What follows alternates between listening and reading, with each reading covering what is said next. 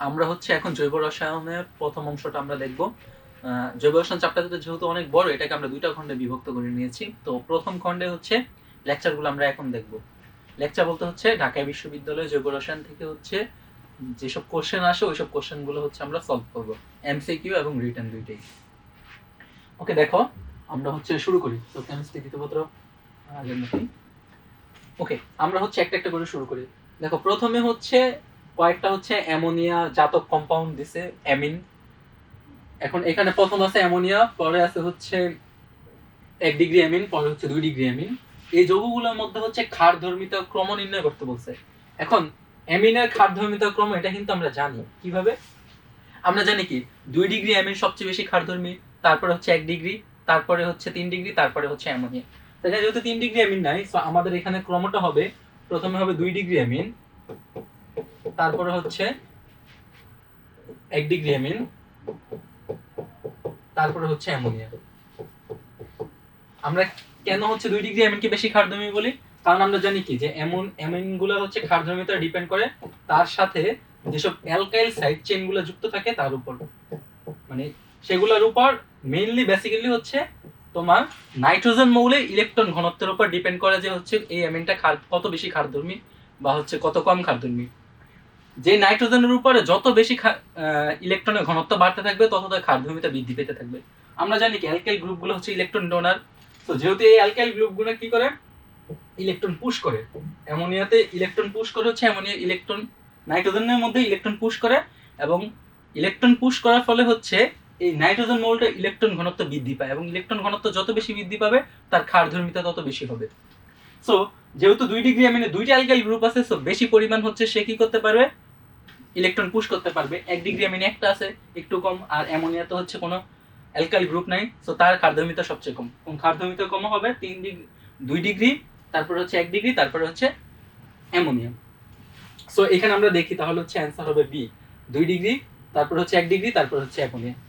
আশা করি বুঝতে পারছো। পরবর্তীতে হচ্ছে আমরা যাই।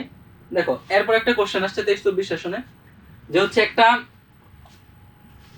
রিঅ্যাকশন দেওয়া আছে, বসে যে রিঅ্যাকশনের পরিবর্তনের জন্য কোন বিকারকটি প্রয়োজন। এটা আসলে কি হয়েছে, এখানে হচ্ছে ক্লিমেনসন বিজারণ ঘটছে। এই যে কার্বনিল মূলকটা সরাসরি দেখো মিথিলিন মূলকে কনভার্ট হয়েছে।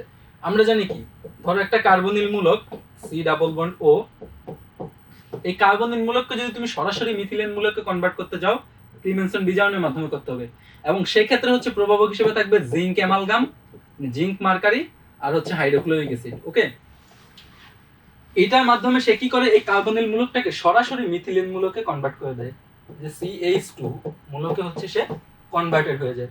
সো কার্বনিল মূলককে তুমি যদি সরাসরি মিথিলিন মূলকে কনভার্ট করতে যাও ক্লিমেনসন বিজারণ দ্বারা, তখন তোমার জিঙ্ক অ্যামালগাম আর হচ্ছে হাইড্রোক্লোরিক অ্যাসিড বিজারণের ভূমিকা রাখবে। সো এখানে অ্যান্সার হবে তোমার জিঙ্ক অ্যামালগাম আর হচ্ছে হাইড্রোক্লোরিক অ্যাসিড। পরবর্তী কোশ্চেনে চলে যাই। এখানে বলছে কোন যৌগের কার্বনে একাধিক ধরনের সংকরণ রয়েছে। মানে তোমাকে এখানে বের করতে হবে যে কোন যৌগটার মধ্যে, প্রত্যেকটা যৌগে কার্বন আছে এবং কার্বনগুলো সংকরণ দেখতে হবে। এখন দেখতে হবে যে কোনটার মধ্যে একাধিক সংকরিত কার্বন আছে। ফার্স্ট অফ অল তুমি 1,3 বিউটাডাইনের কথা চিন্তা করো। 1 2 3 4, 1,3 বিউটাডাইন, 1 আর হচ্ছে 3। সো এইটা হচ্ছে 1,3 বিউটাডাইন। এখানে হাইড্রোজেন আছে, এখানে হাইড্রোজেন আছে। এখানে দেখো সবগুলা কার্বন কিন্তু sp2 সংকরিত, কারণ কি ডাবল বন্ডের দুই পাশের কার্বনগুলোকে আমরা জানি কি sp2 সংকরিত।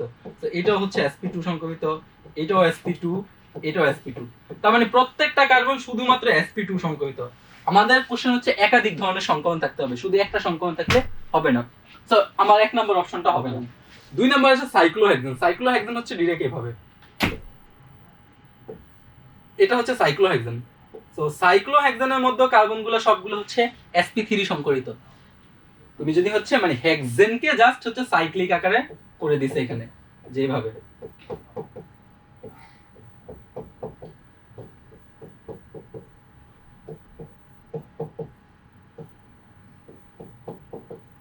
এই যে এটা হচ্ছে সাইক্লোহেক্সেন। তো সাইক্লোহেক্সেনের মধ্যে হচ্ছে প্রত্যেকটা কার্বন sp3 সংকরিত। এগুলা কিন্তু হচ্ছে প্রত্যেকটা সেম সংকরণ sp3। যদি পাশে লিখি sp3 সংকরণ সেম। সো এটাও হচ্ছে ভিন্ন ধরনের সংকরণ নয়, প্রত্যেকটা সেম সংকরণ। সো এটাও হবে না आंसर বি নাম্বারটা। 3 নাম্বারটা আসলে ভিনাইল বেনজিন। নো, ভিনাইল বেনজিনের ক্ষেত্রেও সেম, প্রত্যেকটা হচ্ছে দেখা যায় sp2 সংকরিত থাকবে, ঠিক আছে।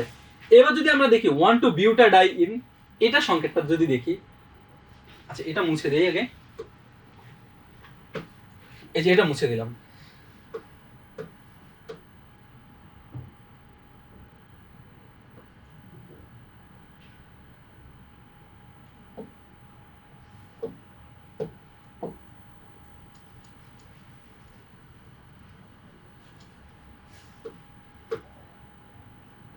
ওকে, 1,2-বিউটাডাইইন, 1 2 3 4, 1 2, এই দুইটা হচ্ছে বিউটাডাইইন। সো এটা হচ্ছে H3 হবে, এটা হচ্ছে H2 হবে।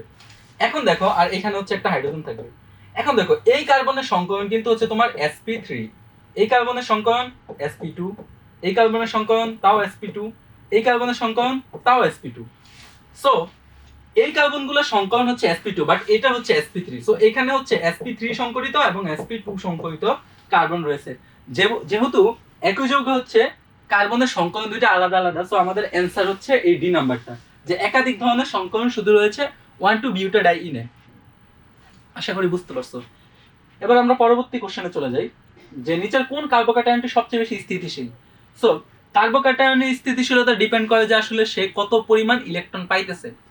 এখন আমরা জানি সবচেয়ে বেশি স্থিতিশীল কার্বোক্যাটায়ন হচ্ছে, আমরা একটা ক্রম শিখছি যে 3 ডিগ্রি কার্বোক্যাটায়ন সবচেয়ে স্থিতিশীল, তারপরে 2 ডিগ্রি, তারপরে 1 ডিগ্রি, ওকে এইভাবে। বাকি স্থিতিশীলতা ডিপেন্ড করে হচ্ছে তোমার এই যে 3 ডিগ্রি কার্বোক্যাটায়ন, যেটাকে আমরা বেশি স্থিতিশীল বলি, CH3 CH3 CH3, এটা হচ্ছে আমাদের 3 ডিগ্রি কার্বোক্যাটায়ন। কিভাবে বেশি স্থিতিশীল হয়?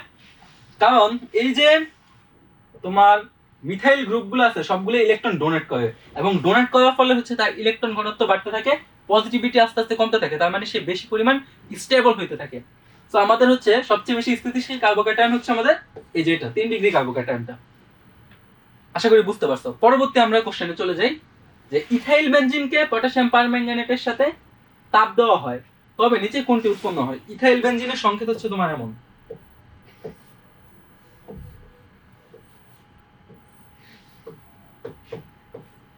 এটা হচ্ছে আমাদের ইথাইল বেনজিন।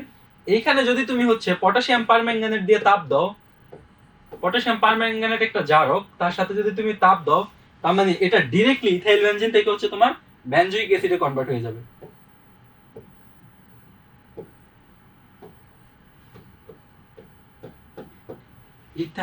ইথাইল বেনজিনকে তুমি হচ্ছে পটাশিয়াম পারম্যাঙ্গানেট দ্বারা তাপ দিলে হচ্ছে তোমার বেনজোইক অ্যাসিড তৈরি হয়। কারণ কি, ইথাইল বেনজিনকে যখন তুমি পটাশিয়াম পারম্যাঙ্গানেট দ্বারা হচ্ছে তাপ দিতেছো, তার মানে তার জারণ করতেছো, কারণ পটাশিয়াম পারম্যাঙ্গানেট নিজে একটা জারক। সো জারণ করলে হচ্ছে সে ডাইরেক্টলি বেনজোইক অ্যাসিডে পরিণত হবে।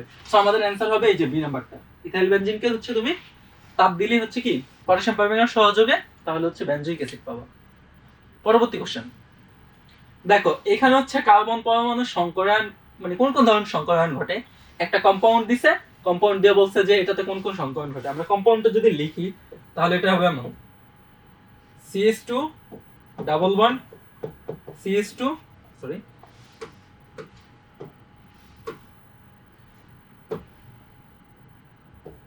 CH ডাবল বন্ড CH2, এটা আমরা একটু আগে দেখছিলাম, এটা হচ্ছে 1,3-বিউটাডাইইন। সো 1,3-বিউটাডাইইনে প্রত্যেকটা কার্বন sp2 সংকরিত। কিভাবে? ডাবল বন্ডের উভয় পাশে যে কার্বনগুলো থাকে আমরা জানি কি সবগুলো হচ্ছে sp2 সংকরিত, এটাও sp2, এটাও sp2, এটাও sp2 সংকরিত। সো প্রত্যেকটা কার্বন পরমাণু হচ্ছে sp2 সংকরিত। অ্যান্সার হবে সি। একদম সিম্পল কোশ্চেন আসছে 2022-23 সালে অর্গানিক কেমিস্ট্রি থেকে। দেখো পরবর্তী কোশ্চেন, যে নিচের কোন যৌগটি সিস ট্রান্স সমানতা প্রদর্শন করে? সিস ট্রান্স সমানতা মানে হচ্ছে তোমার জ্যামিতিক সমানতা। জ্যামিতিক সমানতা দুই ধরনের, একটা হচ্ছে সিস আর একটা হচ্ছে ট্রান্স।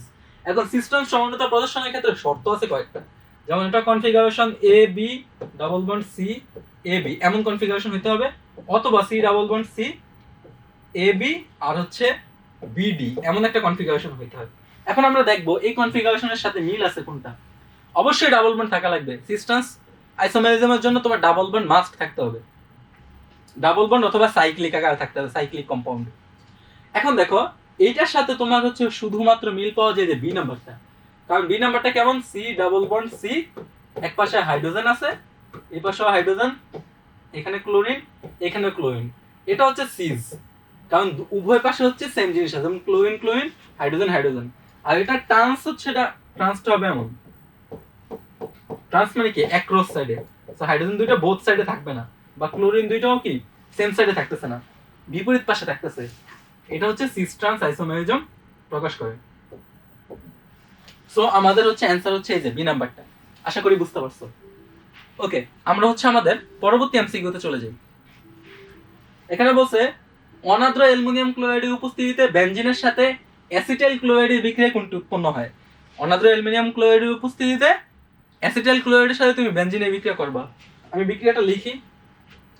এটা ধরো আমাদের একটা বেনজিন, ওকে, বেনজিনের সাথে অ্যাসিটাইল ক্লোরাইড, অ্যাসিটাইল ক্লোরাইডের সংকেত হচ্ছে CH3COCl, ওকে। এটা যদি তুমি হচ্ছে অনাদ্র অ্যালুমিনিয়াম ক্লোরাইডের উপস্থিতিতে ঘটাও, অনাদ্র অ্যালুমিনিয়াম ক্লোরাইড, তাহলে হচ্ছে তোমার উৎপন্ন হবে অ্যাসিটোফেনল, যেটা সংকেত হচ্ছে যেমন C ডাবল বন্ড ও CH3, ওকে। এটার নাম হচ্ছে অ্যাসিটোফেনল।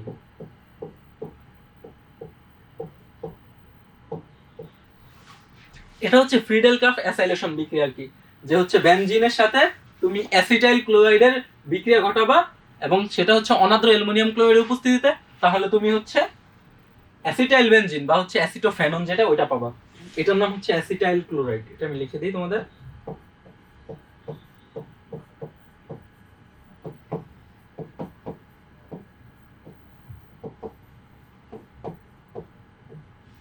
ওকে, আমরা হচ্ছে পরবর্তী এমসিকিউতে চলে যাই। দেখো পরবর্তী এমসিকিউ হচ্ছে মিথাইল ম্যাগনেসিয়াম হ্যালাইড এর সাথে নিচে কোন যৌগটির বিক্রিয়ায় আইসোপ্রোপানল উৎপন্ন হয়? তার মানে হচ্ছে একটা গ্রিগনার বিকারক দিছে, গ্রিগনার বিকারকের সাথে কোনটির বিক্রিয়া আইসোপ্রোপানল উৎপন্ন হয়? আমরা জানি কি গ্রিগনার বিকারকের সাথে তুমি যদি হচ্ছে অ্যালডিহাইডের বিক্রিয়া করো তাহলে হচ্ছে তোমার আইসোপ্রোপানল উৎপন্ন হবে। দেখো এটার অ্যানসার হবে বি নাম্বারটা। কিভাবে হয়? গ্রিগনার বিকারকের সাথে তুমি যদি হচ্ছে ইথানল বিক্রিয়া করাও, ইথানল, তাহলে হচ্ছে তুমি আইসোপ্রোপানল পাবা। কিভাবে? এটা হচ্ছে মিথাইল ম্যাগনেসিয়াম হ্যালাইড, তার সাথে তুমি হচ্ছে বিক্রিয়া করাইলা CH3 C ডাবল CH, এই যে এটা হচ্ছে তোমার ইথানল। এটাকে যখন তুমি বিক্রিয়া করাবা তখন একটা intermediate compound first of all তৈরি করবে। সেটা কেমন? সেটা হচ্ছে এমন, দেখো হাইড্রোজেন এখানে থাকবে, এখানে থাকবে CH3, যেটা CH3 ছিল, আর এই যে CH3টা এটা ওই কার্বনের সাথে হচ্ছে অ্যাটাচ হবে CH3, আর এখানে থাকবে OMgX, এটা নেগেটিভ এটা পজিটিভ, ওকে। এটা একটা ইন্টারমিডিয়েট কম্পাউন্ড, এবং এই ইন্টারমিডিয়েট কম্পাউন্ডটা পরে হচ্ছে তুমি যদি হচ্ছে এটা আদ্র বিশ্লেষণ করো বা হচ্ছে এটাতে পানি দাও, তাহলে হচ্ছে তোমার আইসোপ্রোপানল উৎপন্ন হবে। আইসোপ্রোপানলের সংকেত হচ্ছে এমন,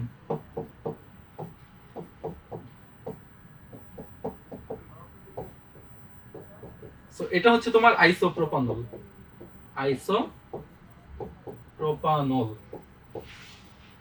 আশা করি বুঝতে পারছো যে তোমার মিথাইল ম্যাগনেসিয়াম আয়োডাইডের সাথে, মিথাইল ম্যাগনেসিয়াম হ্যালাইডের সাথে তুমি হচ্ছে ইথানল বিক্রিয়া করাইছো, ইথানল বিক্রিয়া করানোর ফলে তোমার হচ্ছে একটা ইন্টারমিডিয়েট কমপ্লেক্স তৈরি হয়েছে, সেটাকে যখন তুমি আদ্র বিশ্লেষণ করছো তখন তোমার আইসোপ্রোপানল উৎপন্ন হয়েছে। এটাই ছিল আমাদের এই বিক্রিয়া। এখানে হচ্ছে একটা HCl থাকবে, আর হচ্ছে এখানে তুমি তাপ বেল্ট দিয়ে লিখে দিতে পারো। ওকে, সো আমরা হচ্ছে এখান থেকে পেয়ে গেলাম যে হচ্ছে মিথাইল ম্যাগনেসিয়াম হ্যালাইডের সাথে হচ্ছে ইথানলের বিক্রিয়া আইসোপ্রোপানল উৎপন্ন হয়, আইসোপ্রোপানল। পরবর্তী এমসিকিউ, এখানে দেখো কি লেখছে C5H12, এটা হচ্ছে পেন্টেনের সংকেত, ঠিক আছে। এটার বলছে যে গাঠনিক সমাণু কয়টি, এই যৌগে গাঠনিক কয়টা সমাণু আছে? এটা গাঠনিক সমাণু কয়টা আছে আমরা একটু দেখি। C2H12, তো এটাকে তুমি এইভাবে লিখতে পারো CH3 CH2 CH2 CH2 CH3, এটা হচ্ছে একদম চেইন N পেন্টেন যেটাকে বলি, এটার নাম হচ্ছে N পেন্টেন বা শুধু পেন্টেন, ওকে। এটা হচ্ছে আরেক ভাবে লেখা যায়, কিভাবে? দেখো CH3 CH2 CH CH3,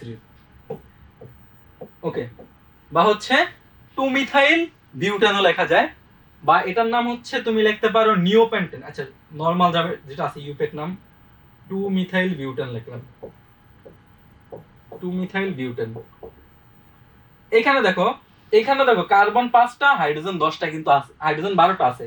এখানেও দেখো কার্বন 5টা, 1 2 3 4 5, আর হাইড্রোজেন দেখো কয়টা আছে, 3 3 6 6 3 9, আর হচ্ছে 3 12টা। এটার আরেকটা সমাধান হচ্ছে এমন,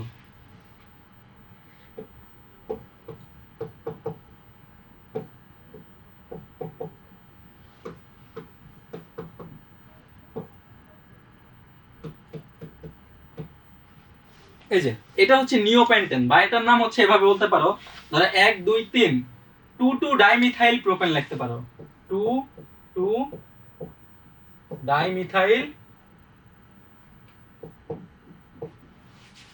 প্রোপেন। এখান থেকে নাম্বারিং করলে 1 2 3 2 2 ডাইমিথাইল প্রোপেনও লিখতে পারো এটার নাম। সো এখানেও দেখো 5টা কার্বন আছে আর 12টা হচ্ছে হাইড্রোজেন আছে। সো এটা গাঠনিক সংকেত সমান হচ্ছে 3টা। আমরা পরবর্তী এমসিকিউতে চলে যাই। দেখো পরবর্তীতে একটা নামকরণ দেওয়া আছে, যে হচ্ছে একটা কম্পাউন্ড দিছে, বলছে এটা ইউপেক নাম কি। আমি কম্পাউন্ডটাকে হচ্ছে নরমালি লিখি, এটা কিভাবে আছে, CH3CH, এটার সাথে একটা C2H5 আছে, তো C2H5 এটাকে আমি এইভাবে লিখলাম। তারপরে হচ্ছে CH2 আছে, CH সাথে Br আছে, তারপর হচ্ছে CH সাথে Cl আছে, আর এখানে আছে CH3। এখন এই যে C2H5 এটাকে হচ্ছে আমি যদি হচ্ছে তোমার এভাবে লিখি যে CH2CH3, এভাবে লেখা যায় C2H5 কে। এখন আমার টার্গেট হচ্ছে যে আমি হচ্ছে সবচেয়ে লম্বা চেইন যেটা ওটা খুঁজবো।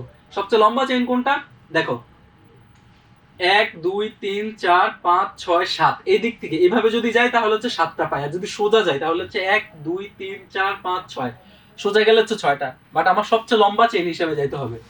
আর নাম্বারিংটা কোন সেট থেকে করব, যে সেট থেকে করলে আমি হচ্ছে কি গ্রুপগুলা বা হচ্ছে কার্যকরী মূলকগুলো আগে পাবো।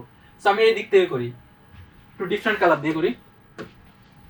এটা হচ্ছে 1 2 3 4 5 6 7, তার মানে মূল যৌগটার নাম হবে হ্যাপটেন, 7 কার্বন বিশিষ্ট অ্যালকেন। সো এটার নাম হবে হ্যাপটেন। এখন দেখো এটার নামকরণ কি হবে, দেখো এখানে 2 নম্বরে আছে ক্লোরিন, 3 নম্বরে আছে ব্রোমিন। অ্যালফাবেটিক্যালি সি আগে আসে না বি আগে আসে, অবভিয়াসলি বি আগে আসে। সো ফার্স্ট অফ অল নাম হবে ব্রোমিন। সো ব্রোমিনটা হচ্ছে 3 নাম্বার কার্বনে, এটার নাম হবে 3 ব্রোমো। তারপর হচ্ছে ক্লোরিন হচ্ছে 2 number কার্বনে, so 2 chloro, CHLORO, 2 chloro. তারপরে হচ্ছে দেখো 5 নাম্বার কার্বন একটা মিথাইল গ্রুপ আছে, এই দেখো একটা মিথাইল গ্রুপ। সো আমি লিখবো যে 5 মিথাইল। আর যেহেতু 7 কার্বন বিশিষ্ট অ্যালকেন তার মানে হচ্ছে হ্যাপটেন, AC হ্যাপটেন। সো আমার কম্পাউন্ডের নাম হচ্ছে 3 ব্রোমো 2 ক্লোরো 5 মিথাইল হ্যাপটেন। এখন আমরা দেখবো এটা কোনটার সাথে মিলে, 3 ব্রোমো 2 ক্লোরো 5 মিথাইল হ্যাপটেন। এটা অ্যান্সার হবে ডি নাম্বারটা। আশা করি বুঝতে পারছো। সো আমরা হচ্ছে কম্পাউন্ড কিভাবে সিলেক্ট করব, প্রথমে হচ্ছে সবচেয়ে লং চেইন সিলেক্ট করব, তারপর হচ্ছে নাম্বারিং করব, যে দিক থেকে গেলে হচ্ছে কার্যকরী মূলকগুলো আগে পাবো, তারপরে হচ্ছে অ্যালফাবেটিক্যালি দেখবো যে কোনটা আগে, তারপরে হচ্ছে সিকোয়েন্সিয়ালি নাম্বারিং করে নামকরণ করে দিব। ওকে, আমরা পরবর্তীতে যাই। দেখো পরবর্তীতে আরেকটা নামকরণ আসছে, এটা আসছে 17-18 সেশনে, এর আগেরটা আসছিল 19-20 সেশনে। এটা হচ্ছে আমি যদি লিখি সোজা করে, কম্পাউন্ডটা কি থাকতেছে, CH3 CH CH3, তারপর হচ্ছে CH2 CH3, এখানে আছে একটা OH আছে আবার সাথে, আর তারপর হচ্ছে CH2 CH3। এই হচ্ছে আমার কম্পাউন্ডটা। ওকে, এখন এই CH এর সাথে এটা ছিল, তো এটাকে হচ্ছে আমি এভাবে লিখি। আচ্ছা এটা ইরেজ করি শুরু থেকে। এটা ছিল আমাদের CH, আর তার সাথে ছিল একটা CH3, আর এখানে ছিল একটা CH3। ওকে, এবার হচ্ছে আমি কম্পাউন্ডটা হচ্ছে নাম্বারিং করব এবং নাম্বারিং করে হচ্ছে তার নামকরণ করব। ফার্স্ট অফ অল এখানে হচ্ছে দেখো মিথাইল গ্রুপ অ্যাড আছে, তারপরে হচ্ছে একটা কি হাইড্রোক্সিল গ্রুপ অ্যাড আছে। সো আমরা জানি কি অগ্রাধিকার ক্রম অনুসারে যৌগটা হচ্ছে হাইড্রোক্সিল বা হাইড্রোক্সিল গ্রুপ থাকার কারণে তার নাম হবে অ্যালকোহল।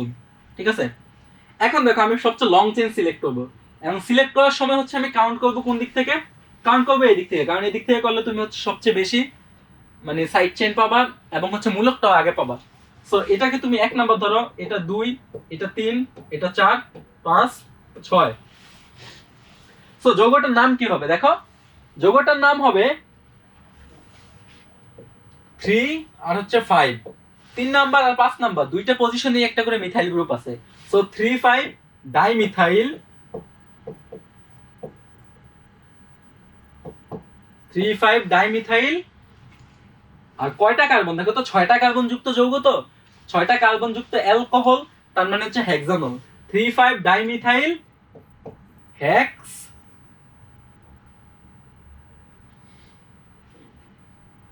হেক্স 3 অল, অথবা হেক্সানল 3 ডিরেক্ট বলতে পারো, হেক্সানল 3, 3,5 ডাইমিথাইল হেক্সানল 3। কারণ 3 নাম্বার গ্রুপে 3 নাম্বার কার্বনে হচ্ছে অ্যালকোহল গ্রুপটা যুক্ত আছে। সো 3,5 ডাইমিথাইল আর হচ্ছে 3 নাম্বার কার্বনে যেহেতু ওয়েট যুক্ত আছে, তার মানে হেক্সানল 3, যেহেতু এটা পুরোটা হচ্ছে কি 6 কার্বন বিশিষ্ট একটা অ্যালকোহল। সো আমাদের অ্যানসার হবে 3,5 ডাইমিথাইল হেক্সানল 3, বি নাম্বারটা অ্যানসার। ওকে, এখন দেখো আমরা পরবর্তী এমসিকিউতে চলে যাই। আরেকটা যৌগ দিছে, এটা ইউপ্যাক নাম বের করতে বলছি। আমি যৌগটাকে আঁকি। যৌগটা কেমন দেখো,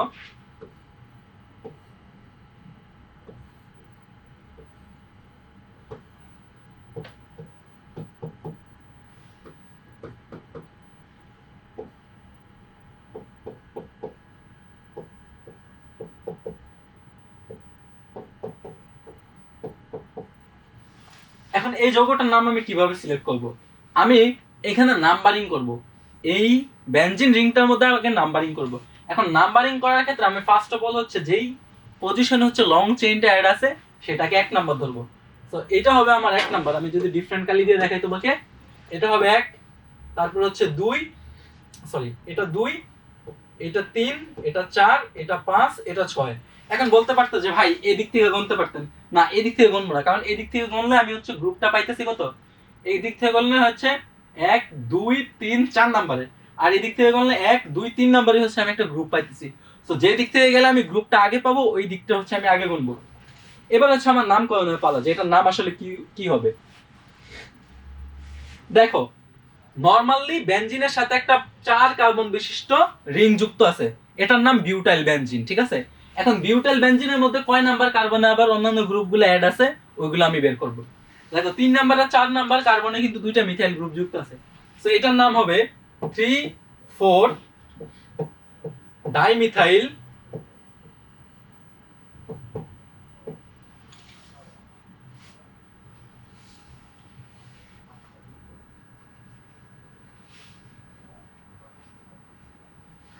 আচ্ছা এটার নামকরণ নিয়ে একটু ঝামেলা আছে, দাঁড়াও।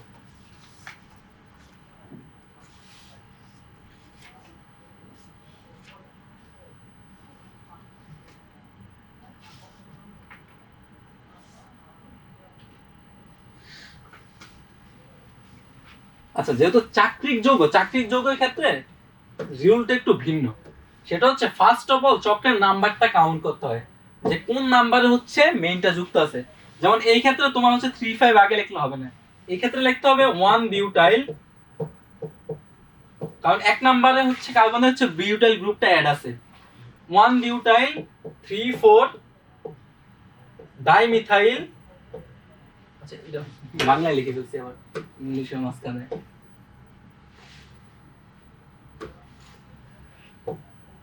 Dimethyl benzene.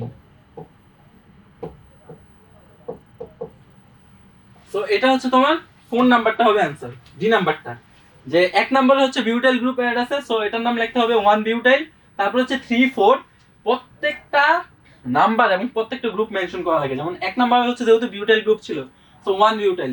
3 আর 4 নাম্বার কার্বনে হচ্ছে তোমার দুইটা মিথাইল গ্রুপ অ্যাড ছিল, সো ডাইমিথাইল। আর চক্রটা যেহেতু benzene, so benzene. So 1 butyl 3, 4 dimethyl benzene হবে এটার নাম। ওকে, আমরা হচ্ছে নেক্সট এমসিকিউতে চলে যাই। দেখো এটার নাম, এটার নাম কিভাবে করব, এটা হচ্ছে আমি আঁকি আগে।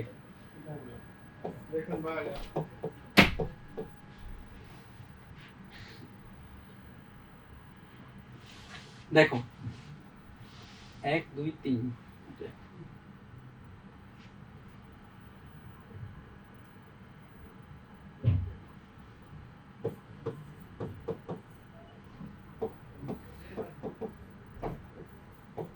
দেখো এই তিনটা মিথাইল গ্রুপ ছিল এই কার্বনে, আমি কার্বনের সাথে তিনটা মিথাইল গ্রুপ দিলাম। এটার সাথে হচ্ছে H2 ছিল, H2 লিখলাম, তারপরেরটা হচ্ছে CH। এখন এটার সাথে হচ্ছে আবার দুইটা মিথাইল গ্রুপ অ্যাড আছে, সো এই একটা মিথাইল গ্রুপ লিখলাম, এই একটা মিথাইল গ্রুপ। এখন এটার নাম কি হবে? আমি ফার্স্ট অফ অল হচ্ছে সবচেয়ে লং চেইন যেটা সেটাকে কাউন্ট করব। লং চেইনটা আমি কাউন্ট করি। দেখো এই দিক থেকে কাউন্ট করবো, কারণ এই দিক থেকে বাম দিক থেকে যদি তুমি যাও তাহলে হচ্ছে দুইটা মিথাইল গ্রুপ আগে পাইতেছো। 1 2 3 4 5। এখন দেখো 2 নাম্বার কার্বনে হচ্ছে দুইটা মিথাইল গ্রুপ আছে, তার মানে হচ্ছে 2 2।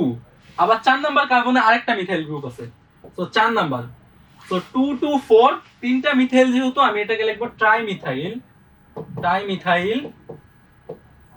দেখো 2 নাম্বার কার্বনে আছে দুইটা মিথাইল গ্রুপ, 4 নাম্বার আছে একটা, টোটাল হচ্ছে তিনটা মিথাইল গ্রুপ। আমি নাম্বার দিয়ে ডিনোট করলাম 2 2 4 ট্রাইমিথাইল। আর যেহেতু সবচেয়ে লম্বা চেইনটা হচ্ছে 5 কার্বন বিশিষ্ট, তার মানে এটা হচ্ছে পেন্টেন।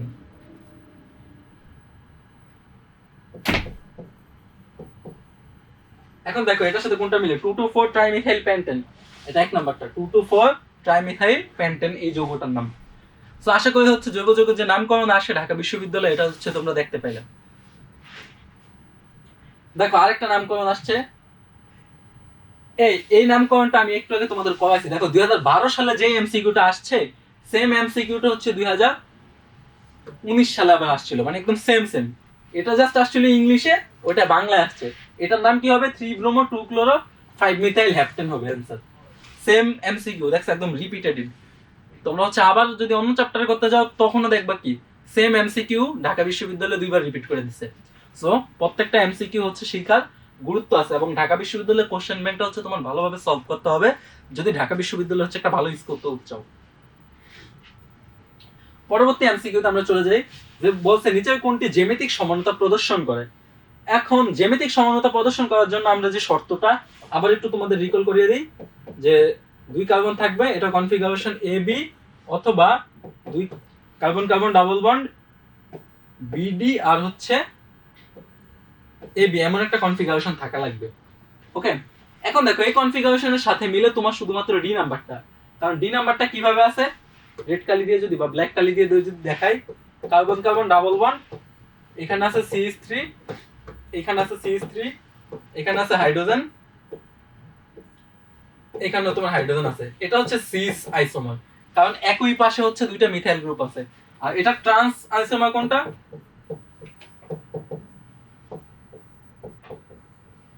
এটা ট্রান্স হচ্ছে এই যে এটা, কারণ দেখো একই পাশে না, ভিন্ন পাশে হচ্ছে গ্রুপগুলো যুক্ত আছে, সো এটা হচ্ছে ট্রান্স আইসোমার। সো এটা হচ্ছে জ্যামিতিক সমানতা প্রদর্শন করে। ডি নাম্বারটা অ্যানসার হবে ডি।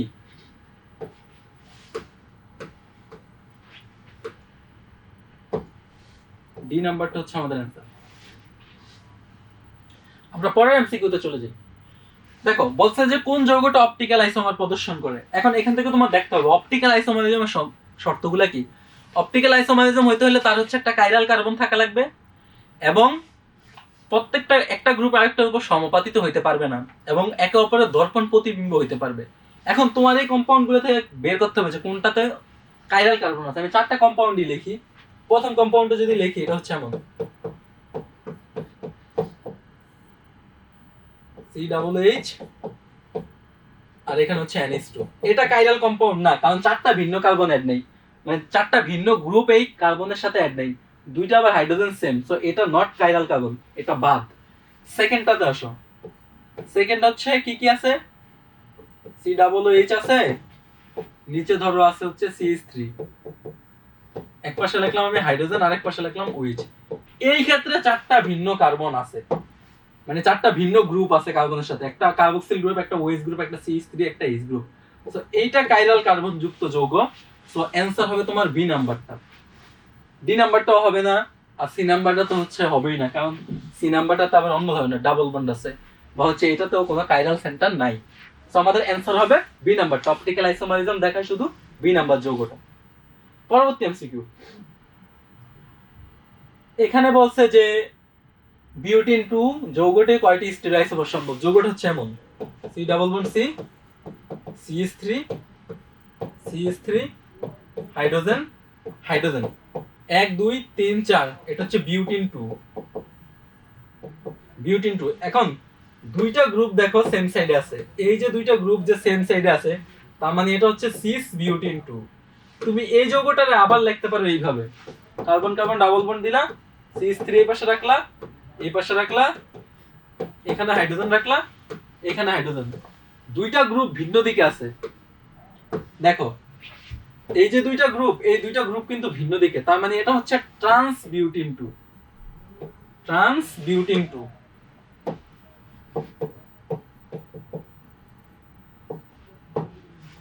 সো এর হচ্ছে দুইটা আইসোমার, একটা সিস বিউটিন 2 একটা ট্রান্স বিউটিন 2। এটা হচ্ছে যদি বলে যে কতটা স্টেরিক আইসোমার সম্ভব, দুইটি স্টেরিক আইসোমার সম্ভব।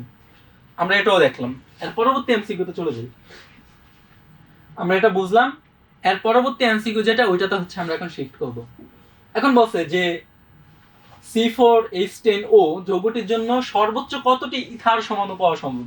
এখানে কিন্তু স্পেসিফিক ভাবে বলে দিছে ইথার সমাণু, অন্য কোনো সমাণু লিখলে হবে না। তো তোমার ইথার বের করতে হবে। কার্বন কয়টা? 4টা। এটার ইথার সমাণু আমরা হচ্ছে 3টা পাবো। কিভাবে দেখো, CH3O CH2 CH2 CH3, এটা হচ্ছে মিথক্সি প্রোপেন। যদি আমি এটার নাম লিখি, এটার নাম হবে মিথক্সি প্রোপেন। এটার আরেকটা সমাণু আছে দেখো, CH3 CH2O CH2 CH2 sorry CH3, এটার নাম হচ্ছে ইথক্সি ইথেন। এই পার্টটার নাম সরি তোমার যে এই পার্টটা, এটাকে যদি তুমি হচ্ছে ইথক্সি ধরো আর এটা হচ্ছে ইথেন, তো এটার নাম হচ্ছে ইথক্সি ইথেন।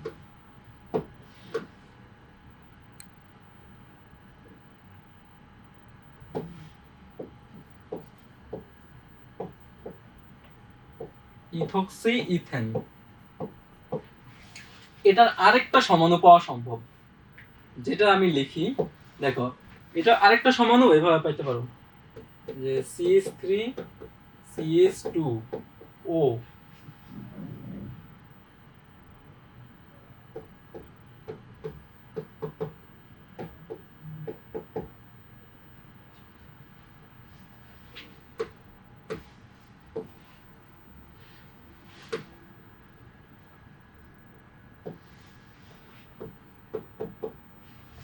এই ক্ষেত্রে দেখো 1টা 2টা 3টা 4টা কার্বন আছে, আর হাইড্রোজেন কয়টা আছে? 3 3 6 6 3 9, আর এই যে একটা হাইড্রোজেন, তো 10টা। এই আরেকটা ইথার সমাণু, কারণ এই দেখো একটা ইথার লিংকেজ যুক্ত আছে, একটা ইথার লিংকেজ, এই একটা আরেকটা ইথার লিংকেজ। সো এটা হচ্ছে 3টা ইথার সমাণু সম্ভব। এটা অ্যানসার হবে 3টা ইথার সমাণু সম্ভব, অ্যানসার এ। সো এখানে যদি বলে যে সর্বোচ্চ কয়টা ইথার সমাণু সম্ভব, আমরা বলবো কি 3টা ইথার সমাণু সম্ভব। আমি হচ্ছে স্ট্রাকচারগুলো একে একে তোমাদের দেখালাম। পরবর্তী এমসিকিউ আমাদের, যে যৌগগুলির মধ্যে কোনটি জ্যামিতিক সমানতা প্রদর্শন করে। এখন এটা আমরা অনেকবার করছি, জ্যামিতিক সমানতা কোনটা প্রদর্শন করে, এখান থেকে হচ্ছে আমরা বের করে ফেলতে পারবো। দেখো জ্যামিতিক সমানতা শুধুমাত্র প্রদর্শন করবে তোমার হচ্ছে এই যে এটা সি নাম্বারটা। কিভাবে? সি নাম্বারটা হচ্ছে সি ডাবল বন্ড, এক পাশে হচ্ছে ক্লোরিন ব্রোমিন, আরেক পাশে হচ্ছে হাইড্রোজেন, আর হচ্ছে CH3। এটা হচ্ছে আমাদের দেখো এই কনফিগারেশনটার সাথে মিলে C double bond C A B আর হচ্ছে বি ডি।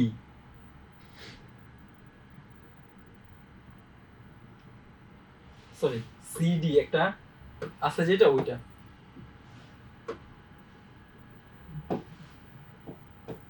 এই কনফিগারেশনটার সাথে মিলতেছে, বাকিগুলো কোনোটাই কিন্তু এই কনফিগারেশনটাকে ফলো করতেছে না।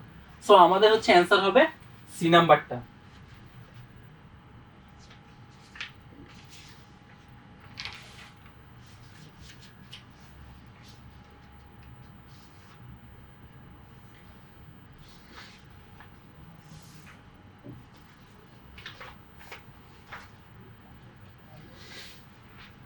ওকে, নেক্সট এমসিকিউতে, নিচের কোনটি ইলেকট্রোফাইল? ইলেকট্রোফাইল মানে হচ্ছে ইলেকট্রনের প্রতি আকর্ষণ আসা যায়, তার মানে অবশ্যই সে অষ্টক অপূর্ণ হইতে হবে, তাহলে সে ইলেকট্রোফাইল হইতে হবে।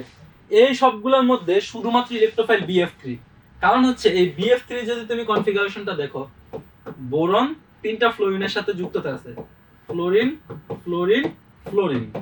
ওকে, এক্ষেত্রে দেখো বোরনের বাইরের কক্ষপথে হচ্ছে তোমার 3 দুগুণ হচ্ছে 6টা ইলেকট্রন আছে। আমরা জানি অষ্টক সম্পূর্ণ থাকতে চায় প্রত্যেকটা যৌগ, তার মানে 1 2 3 4 5 6, 6টা ইলেকট্রন আছে।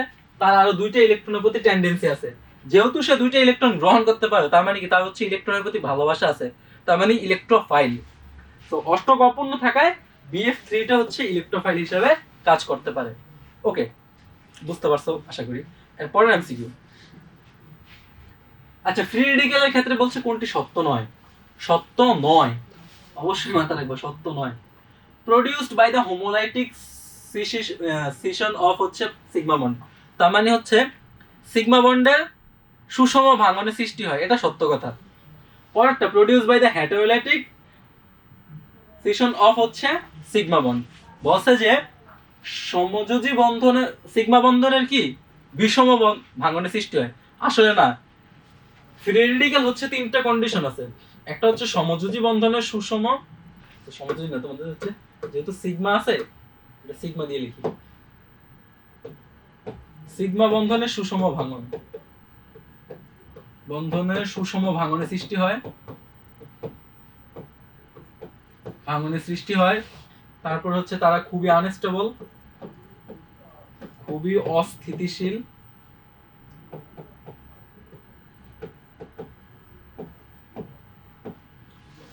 আর হচ্ছে উভয় পাশে,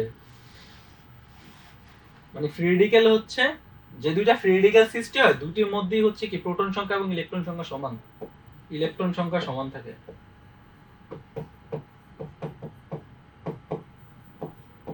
মানে একটা একটা করে ইলেকট্রন রাখে তারা। এখন দেখো এখানে প্রথমটা ঠিক আছে, 3 নম্বর অপশন যেটা দেয়ার বাই আনস্টেবল, এটাও ঠিক আছে। Number of proton and electron আর ইকুয়াল ইন ইট, এটাও ঠিক আছে। শুধুমাত্র এই 2 নাম্বারটা, এটাকে বলছে হেটারোলাইটিক সিশন।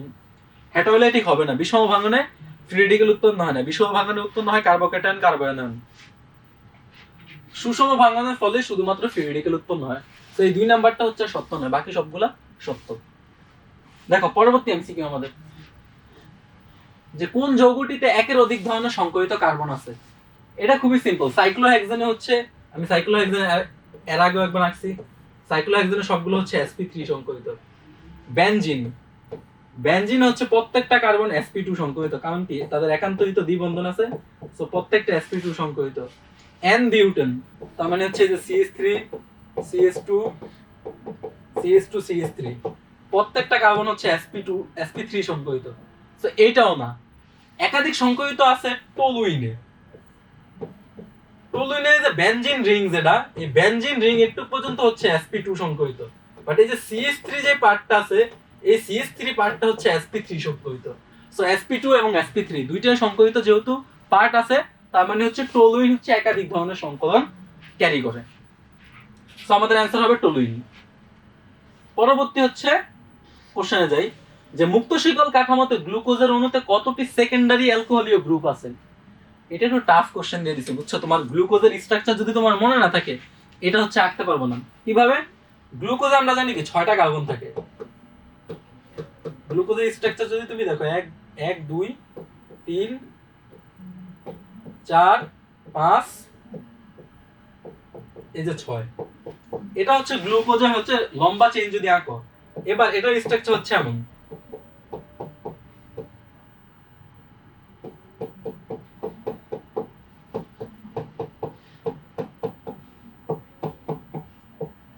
এটা হচ্ছে গ্লুকোজের হচ্ছে মুক্ত শিকল কাঠামো, এটা হচ্ছে গ্লুকোজের। আমি পাশ দিয়ে এটার নাম লিখে দিই গ্লুকোজ। এখন এই গ্লুকোজের হচ্ছে বলছে কয়টা সেকেন্ডারি অ্যালকোহলীয় গ্রুপ আছে।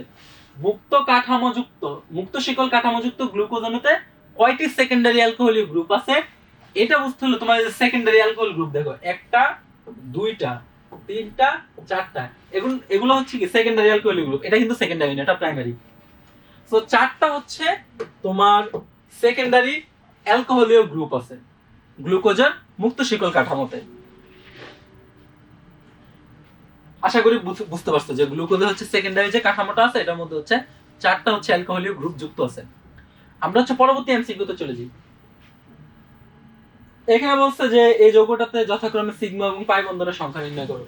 যৌগটা হচ্ছে এমন CH2 double bond CH CH2 CHO। এটাকে আমি ভেঙে ভেঙে লিখি, চারটা কার্বন তো, 1 2 3 4। এখন দেখো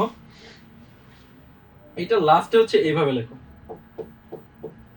এখানে দুইটা হাইড্রোজেন আছে তো, দুইটা হাইড্রোজেন এইভাবে লেখো। এখানে একটা হাইড্রোজেন আছে, এটাকে আমি এইভাবে লিখলাম, ডাবল বন্ড দিলাম। এখানে একটা হাইড্রোজেন আছে, এখানে একটা হাইড্রোজেন আছে। এবার আমার সিগমা আর পাই বন্ড কাউন্টে হচ্ছে সুবিধা হবে।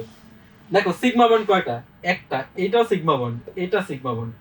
ডাবল বন্ডের মধ্যে একটা সিগমা বন্ড থাকে আর একটা পাই বন্ড থাকে। তো এখানে সিগমা বন্ড আছে একটা, পাই বন্ড আছে একটা।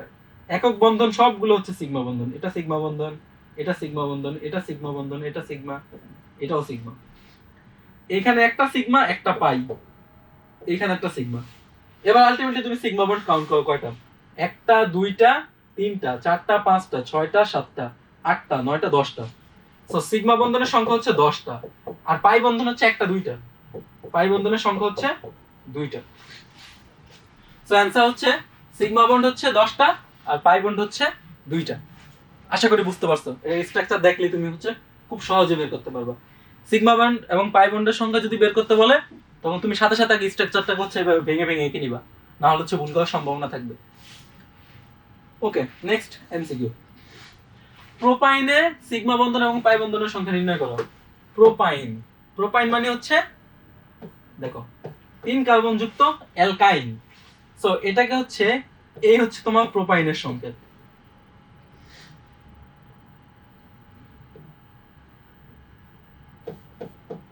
এখানে হচ্ছে সিগমা এবং পাই বন্ধনের সংখ্যা কিভাবে বের করবা? এটাকে যদি তুমি ভেঙে ভেঙে লেখো, এখানে তো ত্রিবন্ধন আছে, 3টা লেখো। এখানে হচ্ছে এইভাবে লিখবা, আর এটা হচ্ছে হাইড্রোজেন হাইড্রোজেন হাইড্রোজেন। এইখানে এই প্রোপাইন অণুতে তুমি এখন সিগমা বন্ধনের সংখ্যা কাউন্ট করো। সিগমা বন্ধন আছে কয়টা? আমি যদি ডিফারেন্ট কালি দিয়ে তোমাকে আবার দেখাই, তাহলে সিগমা আছে দেখো একটা। এই ত্রিবন্ধনের মধ্যে হচ্ছে 2টা আছে সিগমা বন্ধন, 2টা আছে পাই বন্ধন, একটা সিগমা বন্ধন। তো এখানে হচ্ছে একটা সিগমা বন্ধন আছে আর 2টা পাই, উপরেরটা পাই নিচেরটা পাই, মাঝখানেরটা সিগমা ধরো। এটা সিগমা বন্ধন, এটা সিগমা, এটা সিগমা, এটা সিগমা। তো 1 2 3 4 5 6, 6টা হচ্ছে সিগমা বন্ধন আর 2টা হচ্ছে পাই বন্ধন। দেখো এখানে আছে কিনা যে 6টি সিগমা বন্ধন এবং 2টি পাই বন্ধন। বি নাম্বারটা অ্যানসার। আশা করি এটা পারবে, কিন্তু সহজ কোশ্চেন এগুলো। আবার আসছে যে মিথাইল সায়ানাইড অণুতে সিগমা বন্ধন পাই বন্ধন। মিথাইল সায়ানাইড লিখবে এইভাবে, এটা হচ্ছে মিথাইল সায়ানাইড।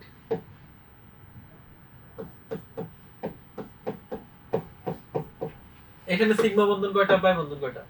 একটা সিগমা, 2টা, 3টা, 4টা। এখানে আছে একটা, 5টা সিগমা বন্ধন। সো 5টা সিগমা বন্ধন আছে আর পাই বন্ধন আছে হচ্ছে 2টা। অ্যানসার হবে এই যেটা। পাই বন্ধন হচ্ছে এই যে একটা পাই বন্ধন, এই একটা পাই বন্ধন, 2টা। সো 5টা সিগমা বন্ধন এবং 2টা পাই বন্ধনের সমন্বয় হচ্ছে কোনটা গঠিত? Methyl cyanide. এই কোশ্চেনটা একবার ফার্স্ট আসছিল যে মিথাইল সায়ানাইড হচ্ছে সিগমা এবং পাই বন্ধনের সংখ্যা। পরবর্তী এমসিকিউ, যে নিম্নের কোনটিতে সঞ্চারণ অক্ষম পাই বন্ধন আছে? সঞ্চরণ অক্ষম পাই ইলেকট্রন, সঞ্চরণ মানে সঞ্চরণশীল না, যেগুলো হচ্ছে সঞ্চরণে সক্ষম না। যেমন এখানে বলছে, প্রথমে হচ্ছে বলছে ইথেন। ইথেনে তো পাই ইলেকট্রনই নেই।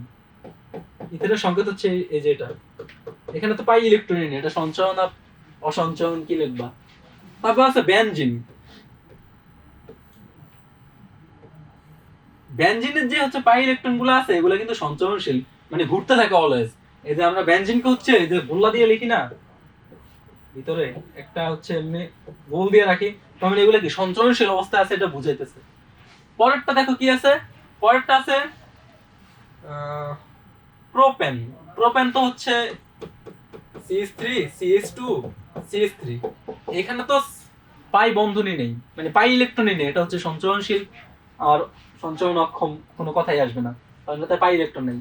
পরে আছে হচ্ছে ethene, c double bond c H2 H2।